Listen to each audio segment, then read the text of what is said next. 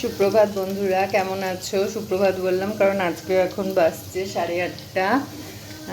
তো আমি আমার ব্রেকফাস্ট তৈরি করছি, সেটা থেকেই আমার লাইফস্টাইল ব্লগটা শুরু করছি। এটা সবজি ভাজছি, দেখতে পাচ্ছ, একটু সাদা তেল আর ঘি মিশিয়ে উপমা তৈরি হবে।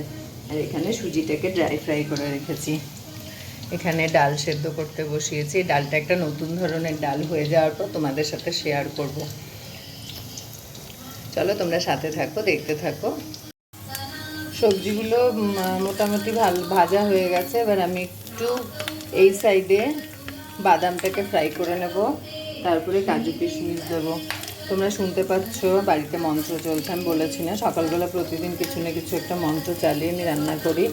আজকে মর্নিং একটা মন্ত্র বালাজির, সেটা চালিয়েছি।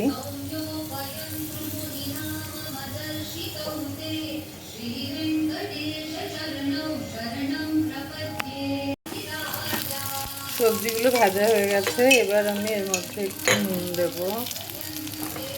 নুনটা এই কারণেই আগে দিলাম,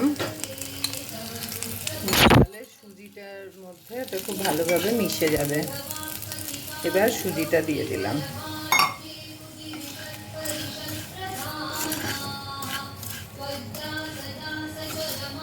জাস্ট একটু নাড়াচাড়া করে জল দিয়ে দেব।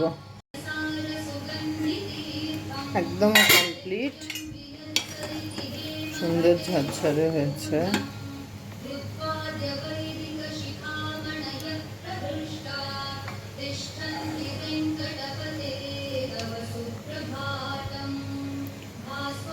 চলো বন্ধুরা, দেখো আলুটা একদম কাটাও হয়নি, গোল গোল থেকে গেছে। যাকে এবার আমি এটা ব্রেকফাস্টটা তৈরি হয়ে গেল, হয়ে থাকলো। এবার আমি একটু এক্সারসাইজ করব 40-45 মিনিটস মতো, তারপরে খাওয়া দাওয়া। তোমরা সাথে থাকো, দেখতে থাকো।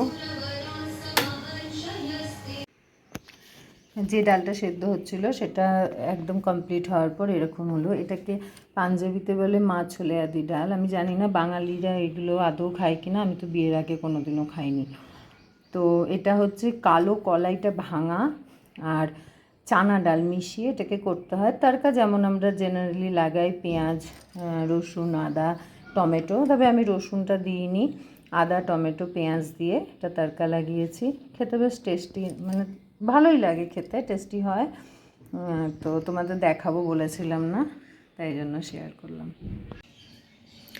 দেখো উপমা রেডি হয়ে গেছে, আমি সাজিয়ে নিয়ে চলে এসেছি, সাথে কফি। এটা তো আমার একদম মাস্ট, চাই সকালবেলা।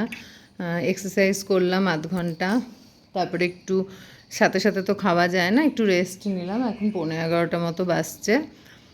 এবার ব্রেকফাস্টটা করব। আর সকালবেলা তোমরা যে মন্ত্রটা শুনলে, ওটা তো বললামই আমি, বালাজির মর্নিং মন্ত্রা। কোনো এক এক দিন এক এক রকম মন্ত্র চালিয়ে সকালবেলা আমি কাজকর্ম করি।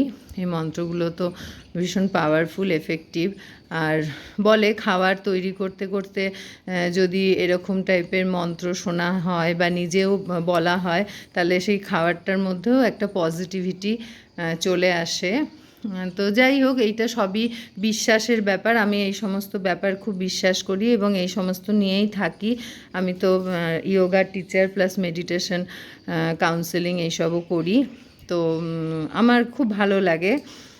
তো চলো বন্ধুরা, আজকে আমি এখানেই আমার ব্লগটাকে শেষ করছি। তোমরা সাথে থেকো, আমার পাশে থেকো, আমাকে মোটিভেট করো। আর তোমরা নিজেরাও নিজেদের অবশ্যই খেয়াল রেখো, ভালো থেকো। নিজেরা সুস্থ থাকলে তবেই তো পাশের মানুষগুলোকে সুস্থ আমরা রাখতে পারবো, আনন্দে রাখতে পারবো। এটুকুই বলা। চলো আজকে এখানেই শেষ করছি। Tata, bye bye.